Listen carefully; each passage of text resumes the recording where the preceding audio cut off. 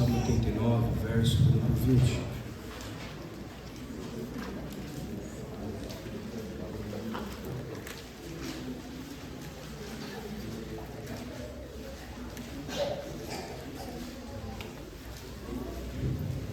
Salmo de número 89,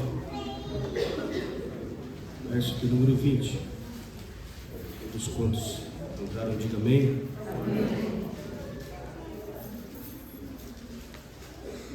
Achei a Davi, meu servo, com o meu santo óleo ungi. Com ele a minha mão ficará firme, e o meu braço o fortalecerá. Podeis assentar, queridos. Obrigado.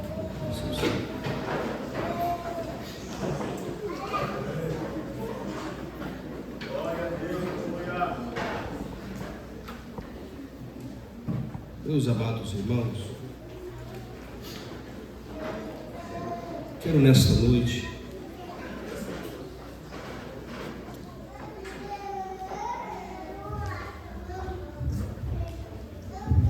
caminhar com os irmãos dentro de uma proposta de Deus para nós nesta noite.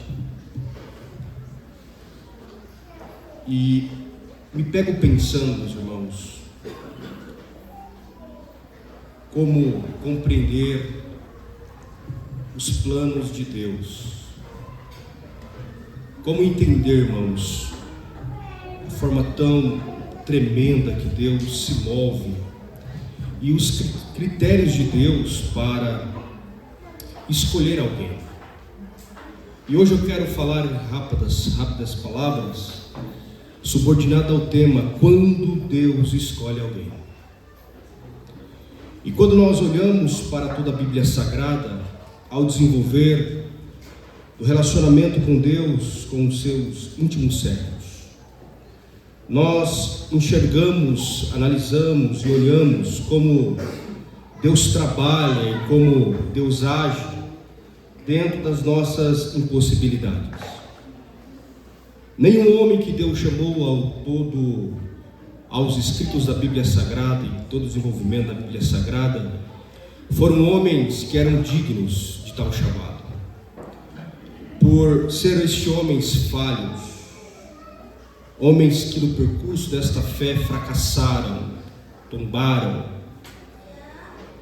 E quando eu olho para estes homens, fico me pensando, me colocando também no cenário da escolha de Deus. Quais são os critérios que Deus usa para nos escolher? O que Deus viu em nós? O que nós podemos pegar por base para a escolha de Deus? Embora muitos acabam se ensoberbecendo, engrandecendo-se pelo seu chamado, é nítido que Deus tem os seus próprios critérios para escolher os seus para a sua obra. Quando nós olhamos para Davi, nós olhamos para um cenário improvável. Nós olhamos para a vida de alguém que jamais seria escolhido por nós. Jamais. Pelos critérios de aparência, jamais nós consideramos Davi ou teremos Davi como alguém dentro da nossa escolha.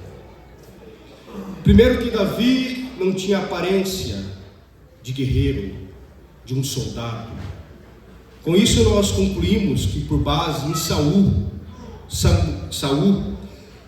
concluímos que Davi jamais teria estatura para substituir Saul no trono, porque Saul de fato tinha estatura para tal. Só que Deus, ele tem os seus critérios.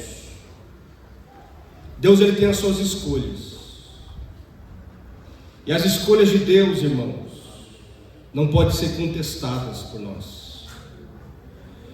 As escolhas de Deus não podem ter a nossa ressalva, porque Deus escolheu e está escolhido. Se Deus chamou, Deus chamou. E por mais que podemos considerar, fazer as nossas ressalvas, pontuarmos, quem Deus escolhe, está escolhido. Quando nós olhamos para Davi, nós vemos algumas coisas na sua vida que nos chamam a atenção. Sendo ele o filho mais novo, é incomum, dentro do critério de segurança, a família, quem é mais novo cuidar das ovelhas. Mas aconteceu algo na casa de Jessé, e o que aconteceu na casa de Jessé destinou Davi a ter a responsabilidade do irmão mais velho. Não era a responsabilidade do mais novo, era a responsabilidade do mais velho. Quer ver? Quando nós olhamos para a família patriarcal, e nós olhamos, por exemplo, para a família de Jacó, seus 12 filhos, quem tinha a responsabilidade de cuidar do rebanho eram os mais velhos, e os mais novos ficavam em casa. Lembra de José? Lembra de Benjamim? Eram os que estavam aconchegados no seio do coração de Jacó. Então eram os mais velhos, Rubem, Simeão, Judá. Eles estavam sob a responsabilidade de cuidar do rebanho de Jacó. Mas há algo que nos chama a atenção em Davi, que ele não está no seio do coração do seu pai na sua casa. E é tão real isso que eu estou levantando aos irmãos, que nem uma mesa e nem uma cadeira, um espaço na mesa de Jessé ele tinha. Lembra quando ele vai levar o alimento para os seus irmãos na guerra? Quando ele é impelido por seu irmão Eliabe, ele diz: o que você está fazendo aqui? A sua responsabilidade não é cuidar das poucas ovelhas do nosso pai? A tua responsabilidade não é estar lá no pasto cuidando das pouquinhas ovelhas que papai confiou a você? Há algo que me chama a atenção. Davi não era a escolha de seu pai. Por quê? Porque quando o profeta se apresenta e chama Jessé para o sacrifício, Davi não faz parte do ritual de limpeza que todos os demais irmãos fizeram. Quando Samuel chega na casa de Jessé, Jessé sacrifica com o profeta, prepara-se a mesa para que os filhos se apresentem diante do profeta, porque Deus disse ao profeta que da casa de Jessé haveria de Deus escolher, observe, de Deus escolher, vou repetir, de Deus escolher um jovem para ser o próximo rei de Israel. Rei de Israel. Deus fala: levanta-te, enche o teu chifre de azeite e desce à casa de Jessé. Deus não falou quem seria o rei da casa de Jessé, mas dentro da percepção do pai, jamais seria Davi. Então, para esta conclusão, quem entra na história não é o profeta. Quem entra na história é o Deus de Israel. É o Deus que vê além do que nós vemos. É o Deus que enxerga além daquilo que nós enxergamos. É o Deus que esquadrilha o coração do homem. É o Deus que conhece os pormenores do coração do homem. Então Deus viu que lá teria um cenário que não era apropriado a Davi. Por quê? Porque Davi não foi chamado pelo seu pai. Aleluia. Davi não foi chamado pelo seu pai, mas Deus estava preparando um momento para que ele mesmo chamasse o seu escolhido. Pela estatura, pela aparência, seria Eliabe, seria Samar, Abinadab. Deus disse: não é esses que eu tenho escolhido. Deus, de forma proposital, não interrompe o profeta, mas faz todos os filhos passar diante do profeta. E Deus diz: Samuel, Samuel, veja que não é pela aparência, não olhe pela aparência, porque eu não me pauto pela aparência.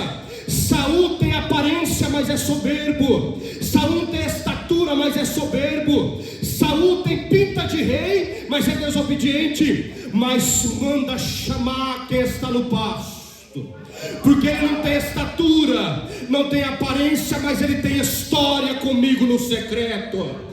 Quando muitos não estão vendo, Ele está preparado para enfrentar leões, Ele está preparado para enfrentar urso. E tudo isso, Samuel, não é pela força do seu braço, mas é pela minha unção, porque eu achei Davi, e com meu santo óleo eu, o Senhor, ungi. Qual é os critérios que Deus usa para escolher alguém? Deus olhou para o profeta e diz: não atentes para a sua aparência, nem para a sua altura, porque eu o rejeitei. Irmão, quando Deus rejeita alguém, não adianta forçar a barra. Quando Deus rejeita alguém, não adianta abrir alternativas. Quando Deus rejeita alguém, está rejeitado. Saul foi rejeitado pela sua desobediência, e mais rejeitado ainda porque nele não se achou arrependimento. Qual os dois extremos? Davi também pecou, mas quando veio a palavra de correção, ele se inclinou e disse: Senhor, tire tudo de mim, mas não tire a tua unção, não tire o teu espírito, não tire a tua graça, não tire a tua presença. Aqui está a grande e abismal diferença daquele que tem aparência e não tem arrependimento, e daquele que nós rejeitamos, mas quando ele erra, ele se inclina diante do Senhor e diz: Senhor, não retire de mim aquilo que eu preciso, não retire de mim a tua presença. Qual é a diferença daquele que pensa que é e daquele que se olha e diz: não posso? É que ele sabe que o grande abismo que separa a realidade é que ele não pode, mas Deus pode. Ele não faz, mas Deus faz. O grandão Eliabe, quando está diante de Golias, está tremendo nas bases, está com medo. Mas tem um menino pequeno que não tem força diante dos homens, que não tem estatura, que não tem espada do tamanho de Golias, que não tem escudo, mas ele tem a presença, ele tem a presença, ele tem a presença, ele tem a unção, ele tem a unção. E há uma diferença, irmãos, porque tem uns que são e tem outros que não são. Tem uns que diante de Deus ele sabe quem ele é, ele sabe que ele não pode, mas ele sabe que o El Shaddai, o Todo-Poderoso, pode agir e pode fazer na sua vida. Deus tem os seus critérios, e os critérios de Deus machucam o nosso eu. O critério de Deus nos coloca, irmãos, sobre a terra. Os critérios de Deus nos surpreendem. Quando Eliabe tinha estatura, mas não tinha presença, não tinha graça, não tinha intimidade, não tinha responsabilidade, não conhecia o Deus de Israel. Então Davi se coloca diante de Golias e diz: você não enfrentou apenas esse povo, você enfrentou o Deus deste povo. Hoje mesmo Deus, isso é convicção do escolhido, irmão. Hoje mesmo Deus me dará em minhas mãos. Nós estamos vivendo uma época em que nós estamos batendo dentro de um critério de aparência, de formosura, de oratória. Nós estamos batendo dentro da tecla, ou batendo dentro de uma área que nós achamos dentro dos nossos critérios. Deus está dizendo: não é os critérios dos homens, continuará sendo os critérios de Deus. Quando Deus quer tratar com o homem, irmãos, Deus usa até uma jumenta. Um profeta que era a autoridade suprema, o oráculo de Deus, ele teve que abaixar a cabeça e aprender com uma jumenta. Deus envia um anjo para matar. A jumenta começa a desviar. Por quê? Porque em muitos casos a jumenta tem mais percepção daqueles que se dizem espiritual. A jumenta viu o anjo, mas o profeta não viu. Imagine se a jumenta falasse nos nossos dias. Imagine se a jumenta falasse em nossos dias. Deus é Deus de critérios, e os critérios de Deus jamais serão alcançados dentro dessa mente cartesiana que nós temos, dentro dessa mente resumida que nós temos. Deus tem os seus critérios. E os critérios de Deus jamais serão questionados por mim. Quem aqui nunca se perguntou: por que eu, Senhor?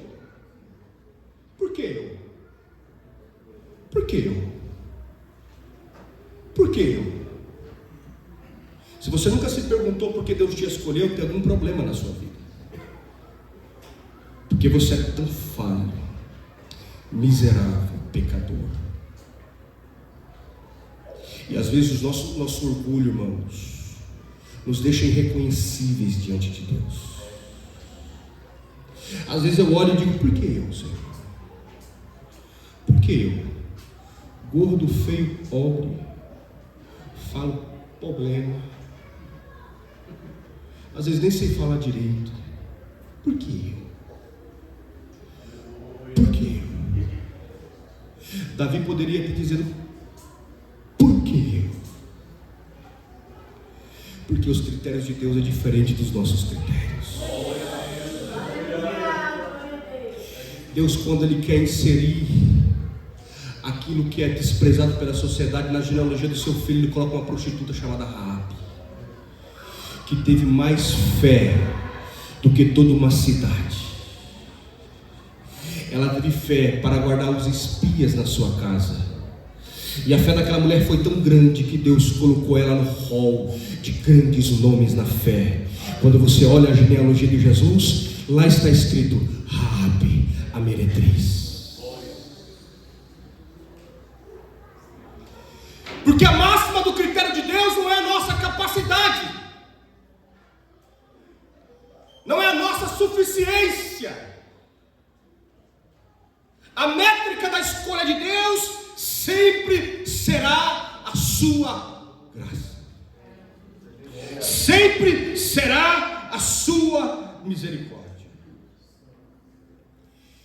E Deus, Ele trabalha de uma forma tão eficiente, que em Isaías 41:9 está escrito que Deus, Ele busca alguém, aonde?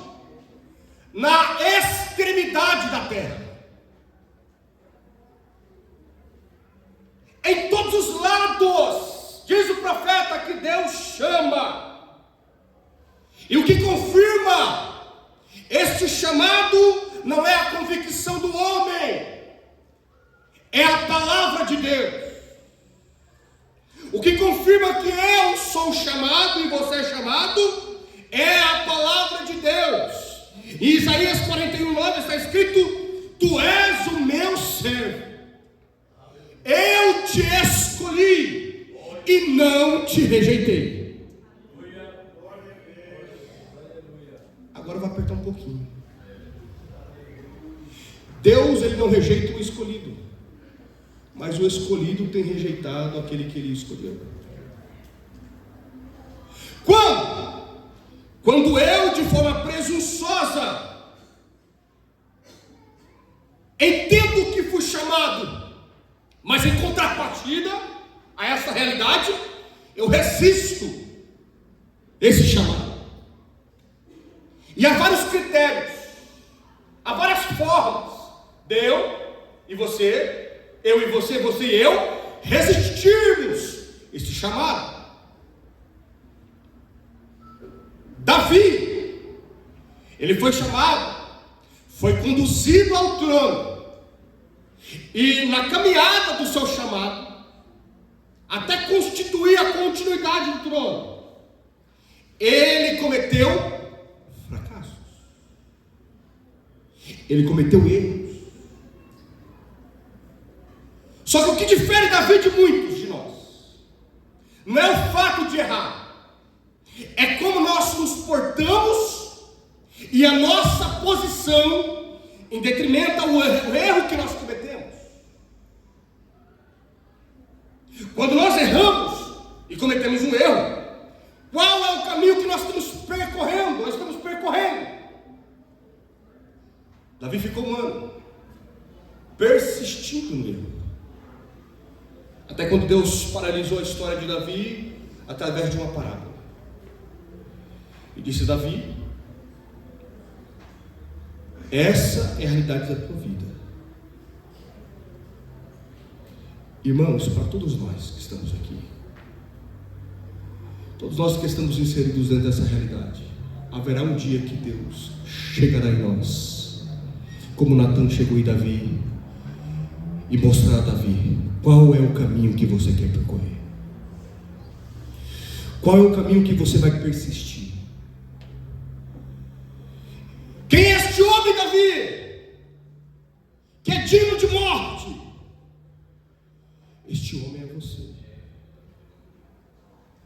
Davi, você é meu amado, eu te ungi, eu te separei, mas este caminho te levará à morte, este caminho te levará ao fracasso, ao declínio. Ao mesmo tempo que nós enxergamos uma espada que entra e trata, nós enxergamos uma mão que entra na redoma do rei, uma mão de misericórdia e de graça, dizendo: eu te exorto, Davi, mas eu também te consolo. Porque os critérios de Deus, irmãos, não é só passar a mão na cabeça, porque Deus não é massagista, não. Deus, ele tem as suas formas didáticas de trabalhar, mas o mesmo Deus que oferece a exortação, a espada, é o mesmo Deus que estende a mão da misericórdia. E Davi diz: a tua vara e o teu cajado me consolam. Porque nós nos alegramos mais com a correção, porque a correção, ela nos conduz e nos mostra quem de fato nós somos. Com capa, com turbante, com coroa, tu és o rei. Mas na intimidade, Davi, tu és o miserável, pecador, assassino, adúltero.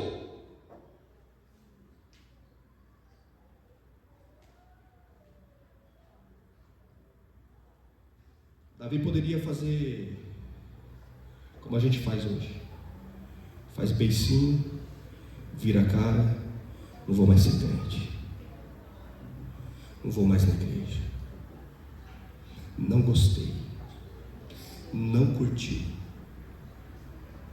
vou lá no Facebook e ficar dando indireta, colocar um hino bem triste de perseguição.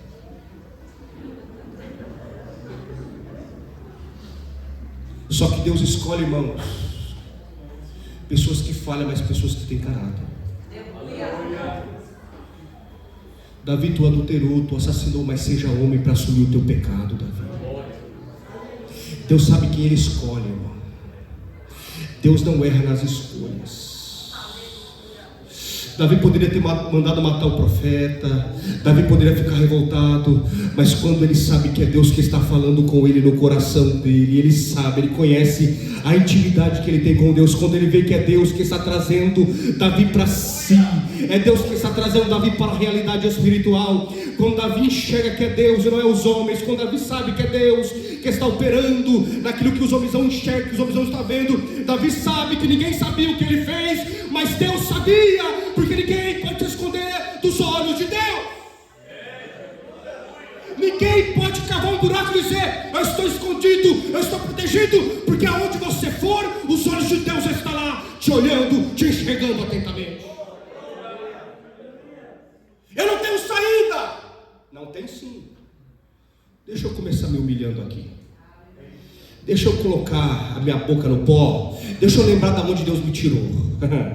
Deixa eu lembrar, porque Davi não estava nem diante das ovelhas brancas, que valiam mais. O texto diz que Deus tirou Davi de trás das ovelhas malhadas. O Davi cheirava, irmãos, cocô de ovelha. É isso que Davi cheirava. Davi não tinha uma roupa boa, Davi não tinha uma posição. Então Davi foi lembrando de onde Deus tirou ele. Davi foi se humilhando, Davi foi se colocando no seu lugar, Davi foi se quebrantando. Irmão, Deus não rejeita um arrependimento verdadeiro. Deus não rejeita um coração contrito e quebrantado. Todo aquele que se chega a Deus de forma arrependida, de forma reconhecendo o seu estado de miséria. Por quê? Misericórdia significa misérias do meu coração. Então quando eu estou diante de Deus, reconheço a misericórdia, eu penso e logo entendo: eu sou miserável, eu sou desgraçado, pobre nu e não mereço a misericórdia de Deus. Então, Senhor, para tanto, eu entendo que não sou digno e não sou merecedor, mas não reparta, Senhor, Não tire, Senhor, não afaste de mim, Senhor, o Teu Espírito Santo, zeloso de boas obras, o Teu Espírito que me renova, o Teu Espírito que me fortaleça. Não faça, Senhor, eu olhar para a direita e para a esquerda, mas faça, Senhor, eu me levantar de novo pela Tua graça. Me traz, Senhor, no meu coração a alegria da salvação. Quantos crentes que perderam nossos dias a alegria da salvação, ele não sente mais a alegria da salvação, mas é hoje a noite de resgatar a alegria da salvação. A alegria da salvação não é só um dia de congresso, quando você pula e você canta e profetiza. É quando você peca, mas você reconhece que precisa da graça, da misericórdia, do amor, da sustentação, do poder e do caminhar com o Senhor na tua vida.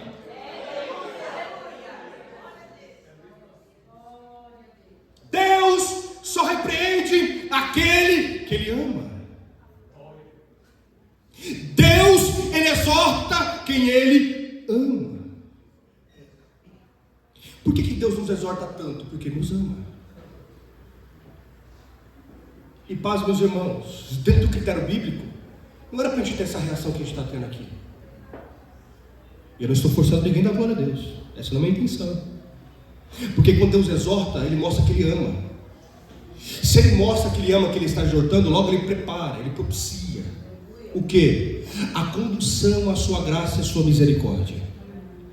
Quando um pecador se arrepende, há alegria da parte de Deus. Por quê? Porque o pecador entende e reconhece o estado que ele está, e o estado onde Deus o encontrou. Aonde Deus te encontra no culto espiritual, irmão? Aleluia! Aonde Deus te encontra no culto espiritual? Porque tem muita gente que é grandona. Ela chega tudo petudo, impecável, mas chega tudo assim. Só que Deus vai te procurar lá em cima, Deus vai te procurar lá embaixo. Porque com Deus não é lá em cima, Deus é aqui embaixo. Deus é aqui embaixo. Os maiores milagres que Deus fez no Antigo Testamento foi aqui embaixo. Aqui, ó. Aqui embaixo. Teve um profeta que se escondeu aonde? Na caverna, embaixo. Não é em cima, é embaixo. E na caverna ele pediu a morte. Aí Deus veio com a voz. Deus manda alguns eventos, mas Deus não estava nem no evento. Deus permitiu os eventos, fogo, vento, mas Deus não estava em nenhuma daquelas coisas. Aí diz o texto que veio uma voz serena e diz: que fazes aqui, Elias? Sabe onde Deus nos encontra? Não é na casa de Jessé, é lá no pasto, no frio da noite, na calada da noite, no sol da tarde. É ali que Deus nos encontra. É ali que Jeová tem prazer de nos encontrar. Ele olha para nós e começa a olhar a descrição da gente. Não falava direito, fedia bebida, era viciado, gostava de briga, traía a esposa, batia nos filhos, era caloteiro, mentiroso, contava piada obscena, não gostava de vir para a igreja. Aí Jesus te encontrou lá. Aonde Jesus te encontrou lá? Foi lá que Jesus te encontrou. Só que quando Ele olhou para você, Ele viu o sangue dele jorrando na cruz do Calvário. Ele viu sangue gotejando na tua vida. Ele viu graça, Ele viu poder, Ele viu o Espírito trabalhando, agindo. Ele viu você nesta noite aqui, abrindo esta boca cheia de dente e dizendo: Senhor, obrigado, porque o Senhor me viu onde os homens não viu. O Senhor me conhece de forma tão detalhada e poderosa. Aonde Deus encontrou dele? Lá em Curionópolis, lá na cidade do Curió. Fazendo o quê? Nadando nos rios, subindo nos pés de árvore e xingando a mãe dos outros, dando trabalho para o pai, sem futuro, sem expectativa de vida, filho de pais divorciados, ficava o dia inteiro na rua. Alguém dizia: não vai prestar, não serve para os homens, mas para ele. Aí vem para Valinhos, continua a mesma coisa, vai ser marginal, bandido, não presta, não serve para nada, filho desobediente, responde a mãe, não obedece ninguém, ô menino terrível. Ai Deus, para vocês é, para mim não. Para vocês não vale nada, mas para mim vale. Para vocês pode ser até um traficante da boca, mas para mim, como entender, igreja, os critérios de Deus? Como entender um Deus que entra em uma família sem futuro, uma família sem história, uma família desprovida de moralidade, uma família que o futuro é desgraça? E Deus fala assim: achei.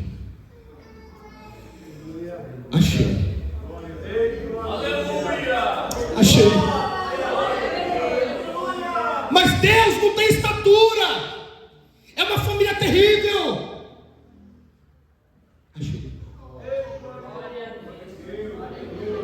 Achei. Mas se prostitui. Fica com um ou com o outro. Olha a vida disso.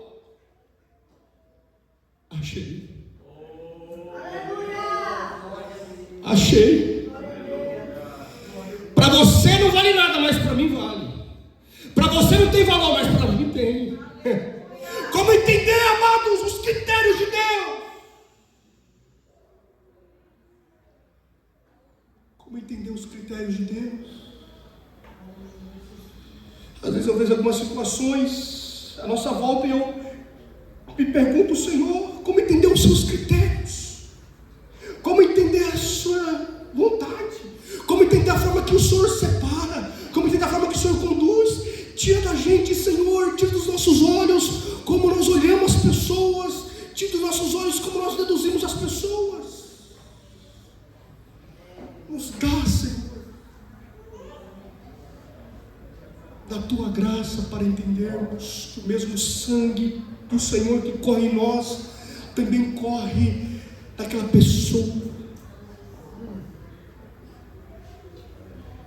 A mesma gota do Calvário que cai sobre o David também cai sobre alguém que eu não gosto, que eu não quero estar perto.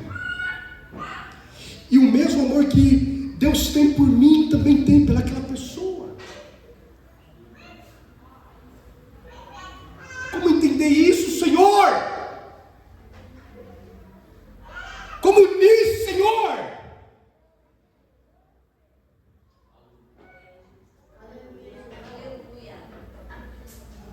Aí Deus me explicou, irmãos,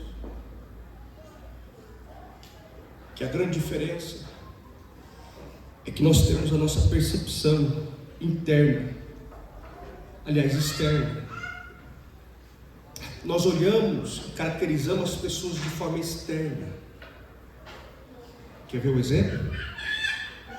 Alguém que vai em uma loja de carro, que tem um carro do ano 2025 completo, e há a possibilidade de comprar aquele carro, ele vai deixar de comprar aquele carro que aparentemente, pela declinação dos seus olhos, é perfeito, em detrimento a um carro usado 97, direção de trator, que não tem, irmãos, tração nas 4 rodas. E aqui eu não estou fazendo propaganda de carro. O que você vai escolher? O carro com ar-condicionado, com computador a bordo, que tem ar-condicionado aonde? Né? Aqui atrás, né? Aqui no banco de trás, na cabeça. O que você vai deduzir? Eu vou escolher esse. Por quê? Porque o seu critério é externo, é aparente. Ninguém aqui vai em uma padaria e olhando para um bolo que está mofado, ele compra. Por quê? Porque a percepção da sua conclusão é o seu olhar. Você olha, logo você deduz: esse bolo eu não vou levar. Por quê? Porque a aparência o reprova. Só que para Deus, irmãos, aquilo que nós reprovamos e os critérios que nós reprovamos é os critérios que Deus não levou em consideração para nos escolher. Os critérios que nós escolhemos para descrever as pessoas não é o mesmo critério que Deus usou para nos escolher. Porque quando Deus te escolheu, quem você era? O que era o teu futuro? O que era a tua casa? Tem gente que está aqui, irmão, que não estaria nem vivo. Você estaria a 7 palmos lá na saudade. Jaz fulano de tal, filho amado, odiado por toda a família, mas aquela filho amado. Se Deus pudesse revelar nesta noite um pouco da sua onisciência para nós, e Ele se assentasse nesse banco comigo e com você, e Ele colocasse um telão na nossa frente, retrospectiva, e Ele falasse assim: senta aqui, David, eu vou te mostrar o que você seria sem a minha graça.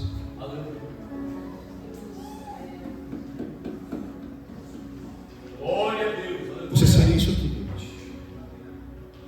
Você faria isso. E esse dia aqui seria o dia que você iria morrer.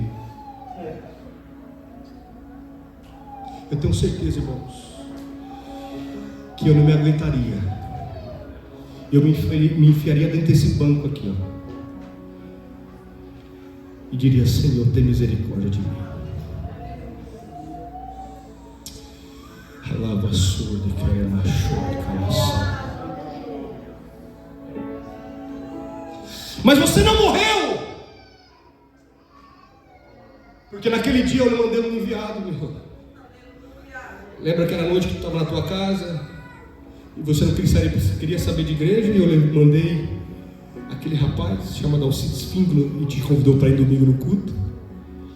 E naquele culto você se assentou no meio dos jovens, e naquele culto cantava aquele hino, e eu nunca vou esquecer aquele hino: se o sol se pôr e a noite chegar, eu não estaria vivo, eu estaria morto. Mas quando eu ouvi no meio daqueles jovens aquele louvor, eu entendi: Senhor, o Senhor me achou aonde nenhum dos homens poderia me achar. O Senhor rompeu as camadas que me prendiam no pecado. O Senhor rompeu as barreiras da minha própria força. O Senhor esquadrinhou os meus corações, meu coração. O Senhor quebrou o meu eu. O Senhor me dilacerou. O Senhor me quebrantou. O Senhor me rasgou. O Senhor fez um trabalho tão extraordinário, tão somente para quê? Para ver o meu coração. E quando o Senhor viu o meu coração, o Senhor viu as marcas das suas promessas na minha vida. Quando o Senhor rasgou o meu coração, o Senhor viu tanto o nível que eu não prestava, o nível de decadência, o nível de imoralidade. O Senhor me encontrou lá, afundado. Eu estava afogado, eu estava morto, mas o Senhor me encontrou em meio à morte. E aquele dia Deus preparou aquele hino, aquele hino disse: se o sol se pôr e a noite chegar.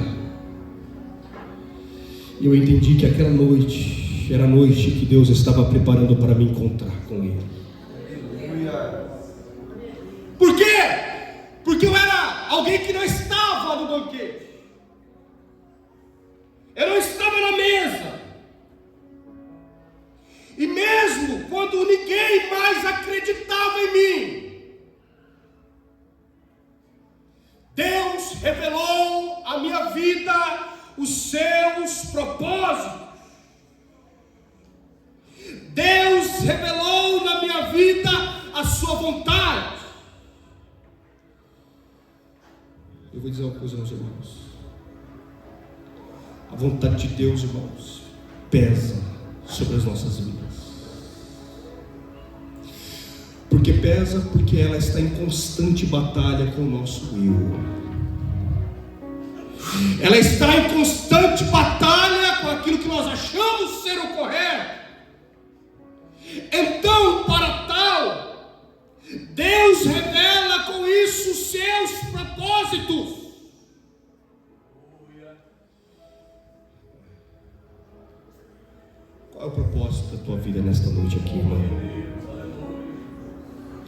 Qual que é o propósito de você estar aqui nesta noite? Qual que é o propósito que te motiva a estar no meio da igreja nesta noite, fazendo parte desta igreja nesta noite? Qual é a motivação que te trouxe aqui nesta noite? O que te motiva a estar aqui? Dita qual é a condução da tua vida.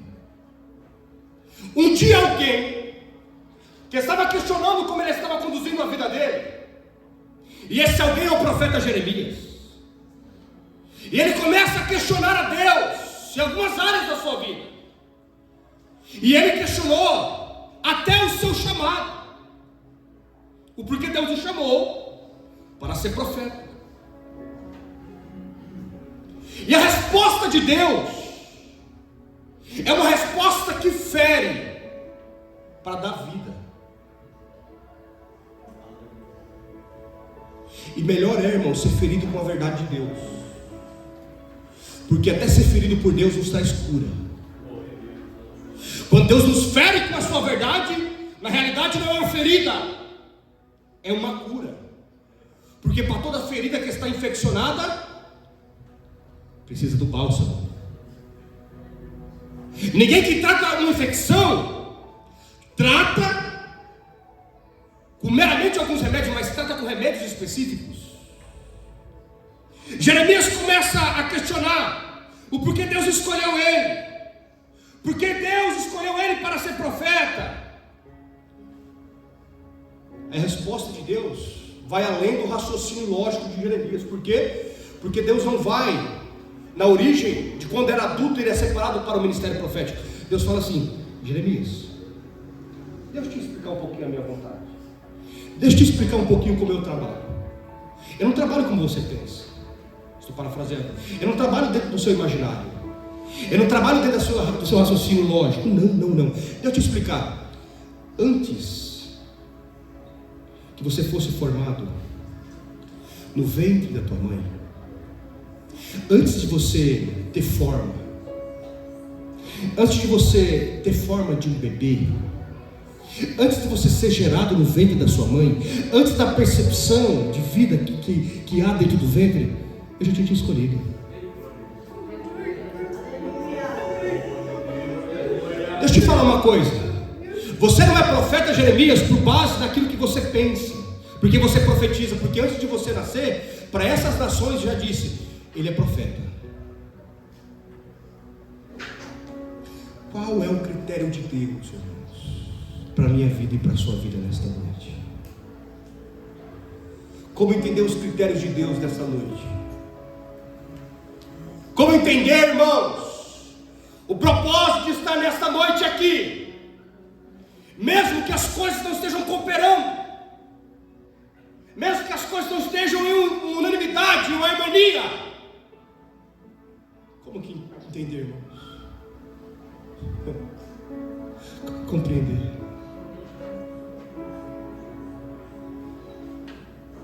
Concluo aqui. A base da escolha de Deus não se baseia em nós. Olhe para cá. A base da escolha de Deus não é em nós, é nele. Por quê? Porque ele escolhe para a sua glória. Ele não escolhe para a minha glória, ele não escolhe para a sua glória, ele não escolhe para a sua alegria. A base do critério de Deus é para a sua aleluia. A vida cristã, ela se baseia naquilo que nós chamamos da centralidade do sofrimento. Todos aqueles que são escolhidos por base em Cristo para esta nova vida, embora compreenda que receba esta graça que é transcendente, esta graça que irá conosco até o final, existe uma centralidade do sofrimento dentro do cristianismo. Isso se baseia muito pelo critério da escolha de Deus, porque o critério da escolha de Deus é um critério que nos apóstolos é algo peculiar. Por quê? Porque Jesus poderia escolher os grandes da época. Mas um dia ele vai lá para onde? Para Galileia. E o que tem na Galileia? A periferia. O que tem na Galileia? Os desprovidos. O que tem na Galileia? Os indoutos. O que tem na Galileia? Pescadores. O que tem na Galileia? Homens que fedem peixe. O que tem na Galileia? Homens que têm a profissão de pescar. Jesus passa diante dos discípulos e diz: vem. E segue-me. Porque eu vou transformar vocês em pescadores de homem. Dentro do critério, Jesus está ficando louco. Por quê? Porque o Filho de Deus, que despiu da sua glória, encarnou-se para a obra da salvação. Agora vai escolher a comitiva da igreja. E ele escolhe quem? Pescadores, galileus. Mas lembra desses galileus? Atos capítulo 3, quando o Espírito Santo, dentro dos critérios de Deus, desce sobre eles, e eles são empoderados pelo Espírito Santo para uma grande obra, um exercício ministerial. Quando eles estão ali cheios do Espírito Santo, alguém que está lá fora, que conhece muito bem, aculturado, diz: por exemplo, irmãos, esses homens porventura não são galileus? Mas nós ouvimos eles falar em nossas próprias línguas, só como Deus faz, poliglotas. Aleluia. Eram homens indoutos, eram homens que eram pescadores, eram homens que não tinham contato como tinham em Jerusalém com a lei. Mas agora eles são batizados com o Espírito Santo, e eles não é apenas cheios do Espírito Santo, eles se tornam poliglotas. E é tão poderoso, irmão, porque eu nunca falei inglês, nunca falei chinês, nunca falei espanhol, mas aqueles homens começaram a evangelizar pelo poder de Deus em línguas estranhas. É assim que Deus faz. Deus pega quem não é e mostra para o povo que ele faz o que ele quer. Porque Deus é assim, ele pega quem não pode e faz fazer uma grande obra. É assim que Deus faz. É aquele que não tem capacidade, com a unção de Deus, agora tem capacidade. É aquele que não poderia jamais ser um cantor, pregador, missionário, agora é. Por quê? Porque Deus tem os seus critérios, e os critérios de Deus jamais podem ser questionados por eu e você. Para a sua glória. Se coloque de pé com a permissão do nosso pastor. Já passei do tempo.